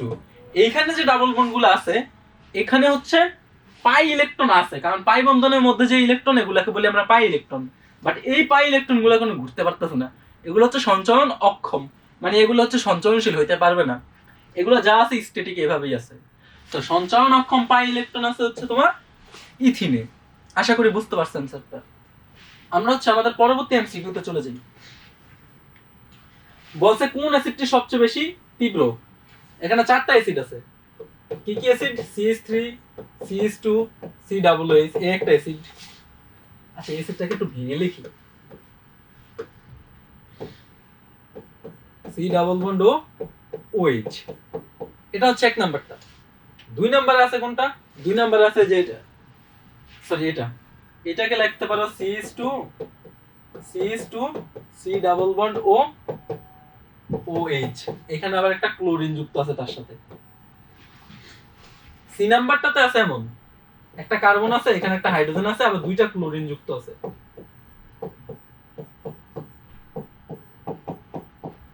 4 number হচ্ছে CH3, C ডাবল বন্ড ও OH। এখন একটা জিনিস হচ্ছে তোমার কোনটা বেশি স্ট্রং অ্যাসিড, এটা ডিপেন্ড করে যে সে কত তাড়াতাড়ি মানে প্রোটনটাকে, এই যে OH বন্ধনের যে হাইড্রোজেনটা আছে, এই হাইড্রোজেনটাকে যে যত তাড়াতাড়ি ছাড়তে পারবে তার হচ্ছে তীব্রতা তত বেশি হবে। এখন তুমি এইখানে চিন্তা করো, এইখানে হচ্ছে সে মানে ছাড়তে চাইবে না। নরমালি ইলেকট্রন যদি এখান থেকে টান পড়ে তাহলে হচ্ছে সে আগে আগে বন্ধন ব্রেক করবে। বাট এখানে যে মিথাইল গ্রুপগুলো আছে সে কি করে, ইলেকট্রন এভাবে দিতে থাকে, মানে ইলেকট্রনের শর্টেজ থাকে না, উল্টা আরো শর্টেজকে ফিল আপ করে দেয়। তো এটা কিন্তু দুর্বল অ্যাসিড। এই ক্ষেত্রে চিন্তা করো, এই ক্ষেত্রে একটা ক্লোরিন আছে তাও অনেক দূরে। তো এই ক্লোরিনটা হচ্ছে যাই আমরা জানি কি হ্যালোজেন গুলো হচ্ছে ইলেকট্রোনেগেটিভিটি বেশি, তার মানে কি সে ইলেকট্রন টান মারে। এই ইলেকট্রনটা টান মারবে ইলেকট্রন, সো এখান থেকে হচ্ছে হালকা পরিমাণ টান পড়বে, এখান থেকেও টান পড়বে। সো আলটিমেটলি কি এই বন্ধনে ইলেকট্রন হচ্ছে অক্সিজেন নিজের দিকে নিয়ে যাবে। সো এটা কিন্তু ছুটে যেতে পারবে। সো এটার তীব্রতা মোটামুটি বলা যায় যে প্রথমটা থেকে একটু বেশি। বাট এই ক্ষেত্রে চিন্তা করে, এই ক্ষেত্রে হচ্ছে নরমালি হচ্ছে এই যে বন্ধনের ইলেকট্রনটা যদি হচ্ছে দেখাই, এই যে বন্ধনের ইলেকট্রনটা তোমার হচ্ছে এই অক্সিজেনটা তখনই টান দেয় যখন হচ্ছে এখান থেকে আরো টান পড়ে। তুমি এখানে চিন্তা করো, এখানে হচ্ছে ক্লোরিন গ্রুপ কয়টা আছে? 2টা আছে। ও নিজের দিকে টান দেয় ইলেকট্রন, এও নিজের দিকে টান দেয়। যখন এই 2টা ইলেকট্রন টান দেয় তখন হচ্ছে এই কার্বন আবার কি করে, অক্সিজেন থেকে ইলেকট্রন টান দেয়। অক্সিজেন হচ্ছে বন্ধনের ইলেকট্রন নিজের দিকে আরো জোরে টান দেয়। টান দেওয়ার ফলে এই OH বন্ড খুব সহজে ব্রেকডাউন করে ফেলে। 2টা মানে তড়িৎ ঋণাত্মক মৌল ক্লোরিন, 2টা ক্লোরিন হচ্ছে তীব্রভাবে টান দেয়, টান দেওয়ার ফলে এই যে OH বন্ধনটা মানে লুজ হয়ে যায়। এবং লুজ হওয়ার সাথে সাথে সে কি করে, অতি দ্রুত হচ্ছে মানে প্রোটনটাকে ত্যাগ করে দিতে পারে। এবং অতি সহজে প্রোটন ত্যাগ করার কারণে তার হচ্ছে কি তীব্রতা অনেক বেশি, কারণ খুব সহজে যে প্রোটন দিতে পারবে তার তীব্রতা বেশি। তো সবচেয়ে বেশি তীব্রতর অ্যাসিড হচ্ছে এই যে সি নাম্বারটা। আশা করি বুঝতে পারছো। পরবর্তী হচ্ছে এমসিকিউ, কোন যৌগটি কেন্দ্রাকর্ষী সংযোজন বিক্রিয়া দিবে? কেন্দ্রাকর্ষী সংযোজন এটা আসলে কি, কোন ধরনের বিক্রিয়া? কেন্দ্রাকর্ষী সংযোজন বিক্রিয়া শুধুমাত্র কার্বনিল যৌগ যেগুলো আছে ওইগুলো দেয়। মানে হচ্ছে তোমার হচ্ছে এই যে C ডাবল বন্ড ও এই গ্রুপটা অ্যাড থাকলে হচ্ছে কেন্দ্রাকর্ষী সংযোজন বিক্রিয়া দেয়। কিভাবে? কারণ এই গ্রুপটার মধ্যে একটা ইলেকট্রনের ট্রান্সফার ঘটে। এই যে ডাবল বন্ডের যে ইলেকট্রন, এই ইলেকট্রনটা হচ্ছে অক্সিজেন নিজের দিকে টান মেরে নিজে হচ্ছে ডেল্টা নেগেটিভ হয়ে যায়, এটাকে ডেল্টা পজিটিভ করে ফেলে। এখন এই ডেল্টা পজিটিভ করলে হচ্ছে এইখানে এসে কোন একটা কিছু অ্যাড হয়ে কেন্দ্রাকর্ষী সংযোজন বিক্রিয়া দেয়। সো এইখানে যদি তুমি স্ট্রাকচারগুলো দেখো তাহলে কেন্দ্রাকর্ষী সংযোজন বিক্রিয়া শুধুমাত্র এই যে ইথানলে সম্ভব, কারণ ইথানলের স্ট্রাকচারটা হচ্ছে এমন, ইথানলের CH3, C double bond O আর হচ্ছে H। তো এই ইথানলের মধ্যে হচ্ছে কেন্দ্রাকর্ষী সংযোজন বিক্রিয়া সম্ভব। এখানে সে নিজের দিকে টান মারবে, নিয়ে ডেল্টা নেগেটিভ হয়ে যাবে, আর এটাকে ডেল্টা পজিটিভ দিবে। তো বাইরে থেকে কোনো একটা এসে আবার এটাতে হচ্ছে অ্যাটাক দিয়ে কেন্দ্রাকর্ষী সংযোজন বিক্রিয়া প্রদর্শন করবে, যেমন হাইড্রোজেন সায়ানাইডের মধ্যে যুক্ত হতে পারবে। আশা করি বুঝতে পারছো। পরবর্তী এমসিকিউ, নিচের কোনটি সবচেয়ে বেশি হচ্ছে স্থায়ী কার্বোক্যাটায়ন? সর্বাপেক্ষা স্থায়ী কার্বোক্যাটায়ন কোনটা? 3 ডিগ্রি কার্বোক্যাটায়ন। এটা এর আগে আমরা দেখছি। তো এটার অ্যান্সার হবে যে এটা হচ্ছে 3 ডিগ্রি কার্বোক্যাটায়ন, কারণ 3টা মিথাইল গ্রুপ যুক্ত আছে। পরে ফিরে যাই আমরা, যে নিম্নের যৌগগুলির কোনটি হচ্ছে নিউক্লিওফাইল? তার মানে হচ্ছে নিউক্লিয়াস লাভিং। নিউক্লিয়াস লাভিং কারা হবে? যাদের হচ্ছে নিজের ইলেকট্রনের ওভারফ্লো আছে তারা হচ্ছে নিউক্লিয়াসে যাবে, কারণ নিউক্লিয়াস হচ্ছে পজিটিভ সেন্টার। এই নিউক্লিয়াসে যাবে যারা হচ্ছে নেগেটিভ বা যাদের হচ্ছে ইলেকট্রন বেশি আছে, মুক্তজয়ী ইলেকট্রন আছে।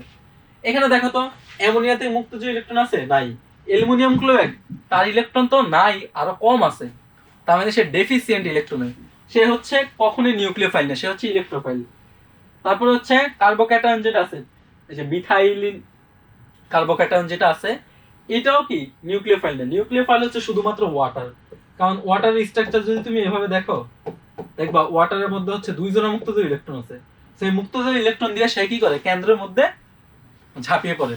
সো এটা হচ্ছে একটা নিউক্লিওফাইল ওয়াটার।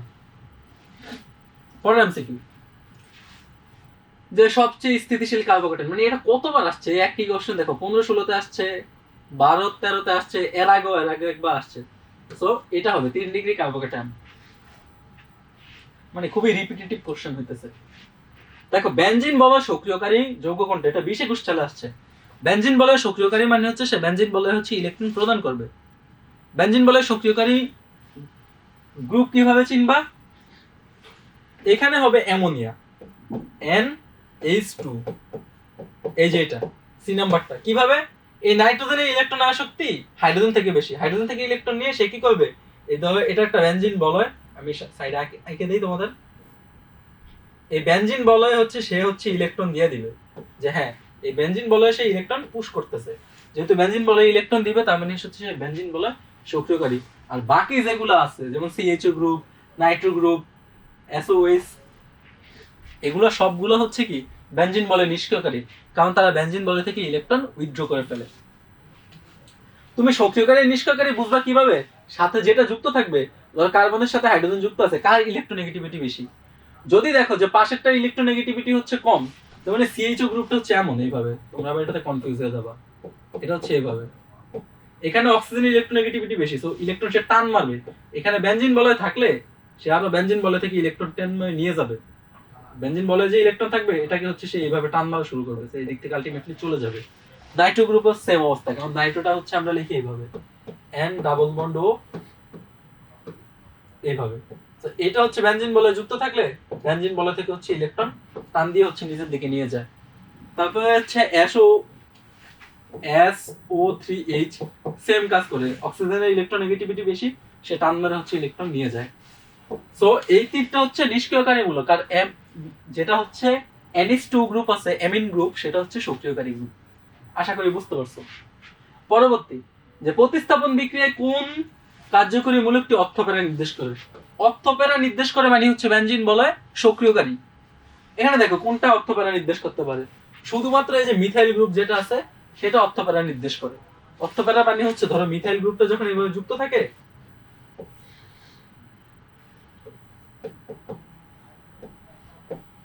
তখন হচ্ছে এই যে অর্থ গ্রুপটাতে হচ্ছে ইলেকট্রন ডেনসিটি বেড়ে যায়, ঠিক আছে, এই অর্থ পজিশন আর প্যারা পজিশন ইলেকট্রন ডেনসিটি বেড়ে যায়, কারণ সে হচ্ছে কি বেনজিন বলে ইলেকট্রন দিয়ে দেয়, বেনজিন বলে ইলেকট্রন দিয়ে বেনজিন বলে ইলেকট্রন ঘনত্ব বৃদ্ধি করে ফেলে। তো তারা হচ্ছে অর্থপ্যারা নির্দেশক। বাকিগুলো হচ্ছে মেটা নির্দেশক, কারণ সে হচ্ছে কি বেনজিন বলে থেকে ইলেকট্রন উইথড্র করে ফেলে। পরবর্তী এমসিকিউতে চলে যাই আমরা, যে ব্রোমিন ইথিনের সাথে বিক্রিয়া করে, বিক্রিয়াটির কৌশল কি, যে ইথিন, ধরো হচ্ছে এটা হচ্ছে আমাদের ইথিন, এই ইথিনের সাথে যখন ব্রোমিন বিক্রিয়া করে Br2, এটা কিভাবে যুক্ত হয় দেখো, H2C CH2, এখানে হচ্ছে দুইটা ব্রোমিন এসে যুক্ত হয় 1,2 ডাইব্রোমিথেন। এই ব্রোমিনের সাথে ইথিনের যে বিক্রিয়াটা, এটা হচ্ছে ইলেকট্রন আকর্ষী দ্রুত বিক্রিয়া, এই যে ইলেকট্রন সেই ইলেকট্রন ব্রোমিনের কাছে যায়। সো যেহেতু ব্রোমিনটা ইলেকট্রন, এই যে ডাবল বন্ডের যে পাই বন্ডের যে ইলেকট্রন আছে এই ইলেকট্রনকে অ্যাটাক করে, তার মানে সেটা হচ্ছে ইলেকট্রন আকর্ষী বা ইলেকট্রন গ্রাহী দ্রুত বিক্রিয়া। দ্রুত মানে কি সংযোজন হয়, ওকে, যেহেতু এটা একটা সংযোজন বিক্রিয়া এবং ইলেকট্রনের কারণে হইতেছে, তো এটা একটা ইলেকট্রন গ্রাহী দ্রুত বিক্রিয়া। আশা করি বুঝতে পারছো। পরবর্তী এমসিকিউ, অ্যারোমেটিক প্রতিস্থাপন বিক্রিয়া মেটা নির্দেশক কোনটি, এখানে মাত্র কোনটা মেটা নির্দেশক, সো মেটা নির্দেশক হচ্ছে এই যে নাইট্রো মূলক যেটা আছে এটা মেটা নির্দেশক, কারণ সে কি করে বেনজিন বলে থেকে ইলেকট্রন উইথড্র করে ফেলে এবং উইথড্র করার ফলে হচ্ছে সে মেটা অবস্থানে হচ্ছে অন্যান্য গ্রুপগুলো এসে অ্যাটাক করে। সো বেনজিন বলে হচ্ছে অ্যারোমেটিক প্রতিস্থাপন বিক্রিয়ায় মেটা নির্দেশক, মেটা নির্দেশক শুধুমাত্র নাইট্রো গ্রুপটা। ওকে, আমরা হচ্ছে পরবর্তী এমসিকিউতে চলে যাই। দেখো এমসিকিউ না, আমাদের এমসিকিউ আপাতত এখান পর্যন্তই শেষ। এত আমরা হচ্ছে ঢাকা বিশ্ববিদ্যালয়ে বিগত সালে যে এমসিকিউ গুলো আসলো আমরা একটা আইডিয়া নেওয়ার চেষ্টা করলাম, আমরা হচ্ছে আরো বেশি বেশি প্র্যাকটিস করবো এমসিকিউ গুলো। এই পর্যায়ে হচ্ছে আমরা কি করব, রিটেন করব। সো রিটেন যেগুলো আছে এগুলো একটু সলভ করার ট্রাই করি। আমরা দেখি প্রথম রিটেন যেটা আছে, দেখো এখানে হচ্ছে একটা ইথানোয়িক অ্যাসিড আছে, ইথানোয়িক অ্যাসিডের সাথে অ্যামোনিয়া আছে। বলছে যে নিম্নলিখিত বিক্রিয়ায় উৎপন্ন মুখ্য জৈব যৌগ সমূহে এ বি সি মানে তিনটা যৌগ সৃষ্টি হবে, এ বি সি এর নাম সংকেত সহ লিখতে বলছে। সংকেত সহ নাম লেখো। এখন আমি বিক্রিয়াটা তোমাদের পূর্ণ করে দেখাই। ফার্স্ট অফ অল হচ্ছে কার্বক্সিলিক অ্যাসিড যেটা আছে, যে CH3COOH, এটার সাথে হচ্ছে অ্যামোনিয়া বিক্রিয়া করে। এটার সাথে যখন অ্যামোনিয়া বিক্রিয়া করে তখন বিক্রিয়ার প্রোডাক্টটা হবে একটা অ্যামাইড উৎপন্ন করবে, CH3C ডাবল বন্ড ও NH2, এটা হবে ইথানেমাইড। ইথানেমাইড, ইথেন যোগ অ্যামাইড, ইথানেমাইড, ইথেনামাইড। এখন ইথেনামাইডের সাথে এটা হচ্ছে তোমার এ কম্পাউন্ড যেটা এ, এটার সাথে যখন হচ্ছে তুমি ব্রোমিন আর হচ্ছে সোডিয়াম হাইড্রোক্সাইডের বিক্রিয়া করাবা, তার মানে ব্রোমিন এবং সোডিয়াম হাইড্রোক্সাইডের মাধ্যমে আমরা কি করি, অ্যামাইডের সাথে যখন আমি ব্রোমিন আর সোডিয়াম হাইড্রোক্সাইড বিক্রিয়া করব, তার মানে হচ্ছে হফম্যান ডিগ্রেডেশন বিক্রিয়া। এবং হফম্যান ডিগ্রেডেশন বিক্রিয়াতে কি হবে, এই একটা কার্বন কমে যাবে, সো উৎপন্ন হবে তোমার মিথাইলামিন CH3NH2, এটা হচ্ছে প্রাইমারি অ্যামিন মানে হচ্ছে মিথাইলামিন।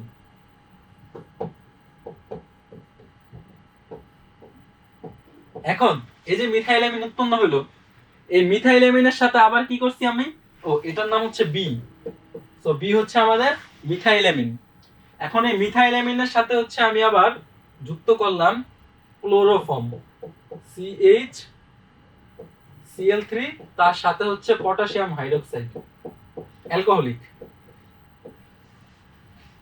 এটা একটু মাথায়,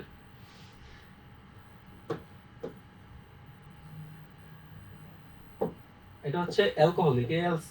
ওকে, এটা যখন যুক্ত করব তখন হচ্ছে তোমার মিথাইল আইসোসায়ানাইড উৎপন্ন হবে। এটাকে আমরা এভাবে লিখবো CH3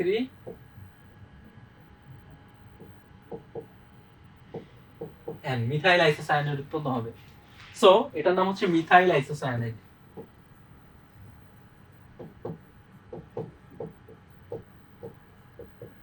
আইসোসায়ানাইড, এটা হচ্ছে তোমার সি কম্পাউন্ড। ওকে, সো এবার তুমি হচ্ছে একটা গ্ল্যান্স একটু দেখে নাও। দেখো আমরা যখন ইথানোয়িক অ্যাসিডের সাথে হচ্ছে অ্যামোনিয়ার বিক্রিয়া ঘটাইলাম তখন আমাদের উৎপন্ন হয়েছে, কি উৎপন্ন হয়েছে ইথানামাইড। ইথানামাইডের সাথে যখন আমি ব্রোমিন আর সোডিয়াম হাইড্রোক্সাইডের বিক্রিয়া করাইলাম তখন হফম্যান ডিগ্রেডেশন বিক্রিয়া মিথাইলামিন উৎপন্ন হলো। আর তারপরে উৎপন্ন হয়েছে যখন আমি ক্লোরোফর্ম আর হচ্ছে পটাশিয়াম হাইড্রোক্সাইড বিক্রিয়া করাইলাম তখন হচ্ছে মিথাইল আইসোসায়ানাইড উৎপন্ন হয়েছে। ওকে, এটা ছিল আমাদের বিক্রিয়া। এবার আসো, তার মানে আমরা এ বি সি কম্পাউন্ড প্রত্যেকটা পাইলাম এবং প্রত্যেকটার নামকরণও করে ফেললাম। এবার আসো পরের হচ্ছে কোশ্চেন বলছে কি, যে অ্যালকোহল এবং কার্বক্সিলিক অ্যাসিডের মধ্যে পার্থক্যমূলক পরীক্ষা কিভাবে করব। আচ্ছা, অ্যালকোহল এবং কার্বক্সিলিক অ্যাসিডের মধ্যে পরীক্ষা। সো ফার্স্ট অফ অল হচ্ছে আমি একটা অ্যালকোহল নিব, তারপর হচ্ছে একটা কার্বক্সিলিক অ্যাসিড নিব, দুইটার পরীক্ষা করব। এখন কিভাবে করব এটা একটু দেখি। এখানে যেহেতু জায়গা নাই আমি হচ্ছে ফ্রন্ট পেজে এর আগের পেজে করি, এখানে জায়গা আছে। ফার্স্ট অফ অল হচ্ছে আমি অ্যালকোহল নিয়ে কাজ করব। অ্যালকোহল, ধরো আমি একটা অ্যালকোহল নিলাম যে CH3CH2OH, ইথানল। ইথানলের সাথে হচ্ছে আমি ফসফরাস পেন্টাক্লোরাইড যুক্ত করলাম। ফসফরাস পেন্টাক্লোরাইড যখন যুক্ত করবা তখন কি উৎপন্ন হবে,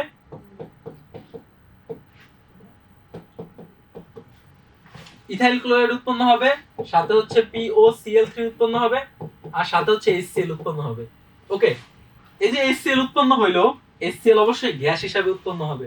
থেকে আমি যদি গ্যাস লিখি, এখন এই হাইড্রোক্লোরিক অ্যাসিড গ্যাসের সাথে তুমি হচ্ছে অ্যামোনিয়ার বিক্রিয়া করাবা। NH3 এটার সাথে হচ্ছে HCl গ্যাসের বিক্রিয়া ঘটাবা। এখন HCl গ্যাসে যখন বিক্রিয়া ঘটাবা তখন হচ্ছে অ্যামোনিয়াম ক্লোরাইড উৎপন্ন হবে। অ্যামোনিয়াম ক্লোরাইড এটা হচ্ছে সাদা ধোঁয়া সৃষ্টি করে, সাদা ধোঁয়া। এখন এই সাদা ধোঁয়া দেখে তুমি নিশ্চিত হবা যে এখানে কি ক্লোরোফর্ম আছে, সরি অ্যালকোহল আছে। তো অ্যালকোহলের সাথে তুমি হচ্ছে ফসফরাস পেন্টাক্লোরাইডের বিক্রিয়া ঘটাইলে তোমার হচ্ছে একটা অ্যালকাইল হ্যালাইড উৎপন্ন হবে, সাথে হচ্ছে হাইড্রোক্লোরিক অ্যাসিড উৎপন্ন হবে।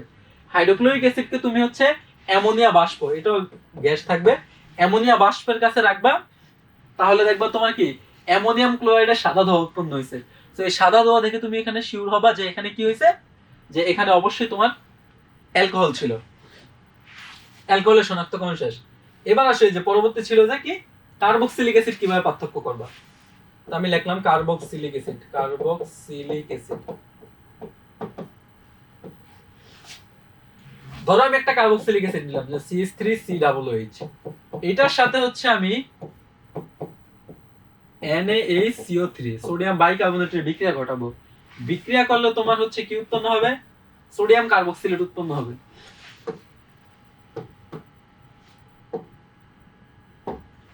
দেখো CH3COONA এই সোডিয়াম কার্বক্সিলেট উৎপন্ন হবে, তার সাথে হচ্ছে তোমার কার্বন ডাই অক্সাইড উৎপন্ন হবে। ওকে, আর সাথে কি উৎপন্ন হবে, ধরো পানি উৎপন্ন হইলো। এখন এই যে কার্বন ডাই অক্সাইড গ্যাসটা উৎপন্ন হইলো, এই কার্বন ডাই অক্সাইডের গ্যাসের সাথে তুমি হচ্ছে ক্যালসিয়াম হাইড্রোক্সাইডের বিক্রিয়া ঘটাও। ক্যালসিয়াম হাইড্রোক্সাইডের সাথে তুমি হচ্ছে কার্বন ডাই অক্সাইড গ্যাসের বিক্রিয়া ঘটাবা। বিক্রিয়া ঘটালে তোমার হচ্ছে এই ক্যালসিয়াম কার্বনেটের হচ্ছে অদক্ষেপ উৎপন্ন হবে। ক্যালসিয়াম কার্বনেটের হচ্ছে একটা সলিড অদক্ষেপ উৎপন্ন হবে, এবং এই অদক্ষেপের মাধ্যমে তুমি শিওর হবা যে এখানে কি আছে, কার্বক্সিলিক অ্যাসিড আছে। আশা করি বুঝতে পারছো। আর সাথে হচ্ছে বাই প্রোডাক্ট হিসেবে তুমি পানি লিখতে পারো। তো দেখো কার্বক্সিলিক অ্যাসিডের সাথে আমি সোডিয়াম বাইকার্বনেটের মিশ্রণ করলাম, করলে হচ্ছে সোডিয়াম কার্বক্সিলেট উৎপন্ন হবে, সাথে কার্বন ডাই অক্সাইড গ্যাস উৎপন্ন হবে, সাথে পানি উৎপন্ন হবে। এখন এই কার্বন ডাই অক্সাইড গ্যাসের সাথে হচ্ছে আমি ক্যালসিয়াম হাইড্রোক্সাইড মিশাবো, মিশানোর ফলে হচ্ছে ক্যালসিয়াম কার্বনেট এটা হচ্ছে একটা সলিড অদক্ষেপ করবে, এবং এই অদক্ষেপ থেকে আমি নিশ্চিত হব যে এখানে কি কার্বক্সিলিক অ্যাসিড রয়েছে। আশা করি আমাদের এই যে সেকেন্ড রিটার্ন যেটা ছিল, এই রিটার্নের অ্যান্সারটা তুমি পেয়ে গেছো। পরবর্তী দেখো আমরা আরেকটা হচ্ছে রিটার্ন দেখি, জ্যামিতিক সমানতার শর্ত কি কি, 2-বিউটিনের সমাণুসমূহ গাঠনিক কাঠামো আঁকো।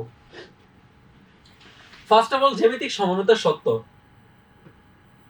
শর্ত হচ্ছে দ্বিবন্ধন থাকতে হবে, কার্বন কার্বন দ্বিবন্ধন। তো কার্বন কার্বন এই যে দ্বিবন্ধন থাকা লাগবে। এবং সেকেন্ড শর্ত যেটা, ধরো এটা 1 নম্বর শর্ত লিখলাম, এটা হচ্ছে যে কনফিগারেশনটা সেটা হতে হবে এমন AB CCAB এমন, অথবা হচ্ছে C ডাবল বন্ড CDB আর হচ্ছে AB এমন থাকতে হবে, এমন হচ্ছে কনফিগারেশন থাকতে হবে। এটা হচ্ছে জ্যামিতিক সমানতার শর্ত। এখন বলছে 2-বিউটিনের গাঠনিক সমাণুসমূহ আঁকো। 2-বিউটিন সমাণুসমূহ কি গাঠনিক কাঠামো আঁকতে বলছে। 2-বিউটিন হচ্ছে আমাদের এই যেটা CH3 এখানে একটা হাইড্রোজেন, এখানে একটা হাইড্রোজেন। সো এটা হচ্ছে সিস কাঠামো, সিস বিউটিন 2। এবার হচ্ছে এটার আরেকটা কাঠামো আছে ট্রান্স কাঠামো, যেটা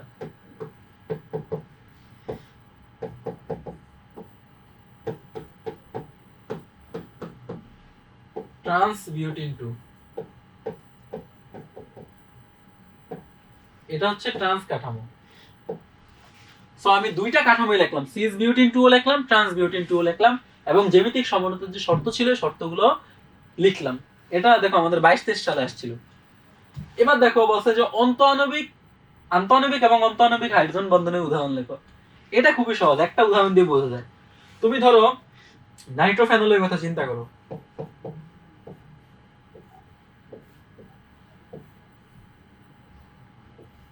এটা হচ্ছে তোমার নাইট্রোফেনল, এটা স্ট্রাকচার আমরা হচ্ছে এইভাবে আঁকি। ওকে, এটা হচ্ছে আমি একটু ব্রডলি এঁকে দেখাই। হাইড্রোজেনটা এইভাবে না দিয়ে হচ্ছে তোমাদের এইভাবে দাও। এখন এই যে হাইড্রোজেন তার সাথে হচ্ছে এই যে অক্সিজেন, এটার মধ্যে যে বন্ধনটা সেটা হচ্ছে অন্তঃআণবিক হাইড্রোজেন বন্ধন। আমি যদি এটাকে পাশে দিয়ে লিখি, এটা হচ্ছে অন্তঃআণবিক অন্ত আণবিক, তার মানে একই হচ্ছে অণুর মধ্যে কি হইলো, হাইড্রোজেন বন্ধনটা গঠিত হইলো। আর হাইড্রোজেন বন্ধনটা হচ্ছে মার্ক করে একটু দেখাই ডিফারেন্ট কালি দিয়ে, যে এটা হচ্ছে তোমার অন্ত আণবিক হাইড্রোজেন বন্ধন। এবার আসো আন্ত আণবিক হাইড্রোজেন বন্ধন যদি আঁকতে চাও তখন হচ্ছে কিভাবে আঁকবা, প্যারা নাইট্রোফেনলের অনেকগুলো অণু আন্ত আণবিক হাইড্রোজেন বন্ধনের মাধ্যমে যুক্ত থাকে।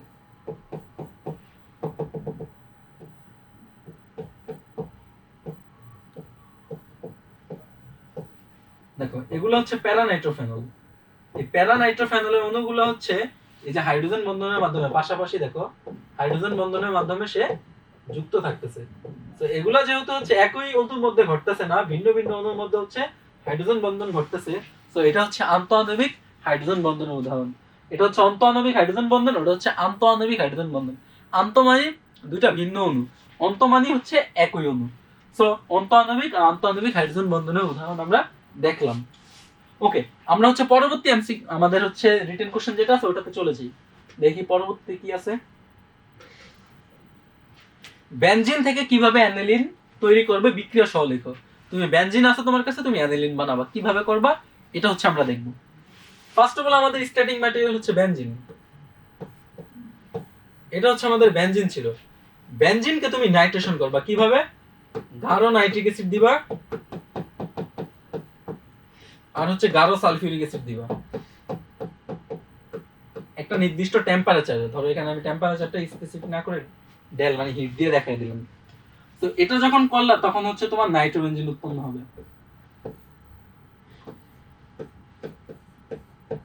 এই যে নাইট্রোবেনজিন উৎপন্ন হলো। এখন এই নাইট্রোবেনজিন থেকে তুমি অ্যানিলিন পাবা কিভাবে, নাইট্রোবেনজিনকে তুমি বিজারণ করো, টিন আর হাইড্রোক্লোরিক অ্যাসিড দিয়ে যখন তুমি বিজারণ করবা তখন তুমি অ্যানিলিন পাবা। এটাকে হচ্ছে তোমার aniline. So first of all হচ্ছে তোমার হাতে ছিল বেনজিন, বেনজিনকে তুমি নাইট্রেশন করছো, তোমার হচ্ছে নাইট্রোবেনজিন।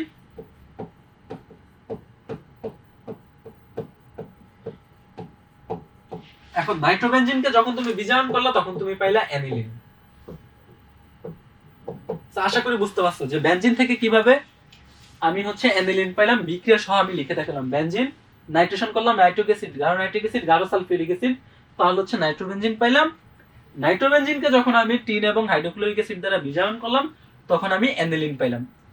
এই হচ্ছে তোমাদের আজকের মতো হচ্ছে জৈব যৌগের প্রথম অধ্যায় যেটা ছিল ওই অধ্যায়ের। তারপর হচ্ছে আমরা পরবর্তী লেকচারে হচ্ছে পরবর্তী অধ্যায় এড করে দিব। সো সবাইকে ধন্যবাদ, তোমরা হচ্ছে বেশি বেশি কোশ্চেন ব্যাংক সলভ করবে। এই পর্যন্তই হচ্ছে আজকের ক্লাস। ভালো থাকবে সবাই।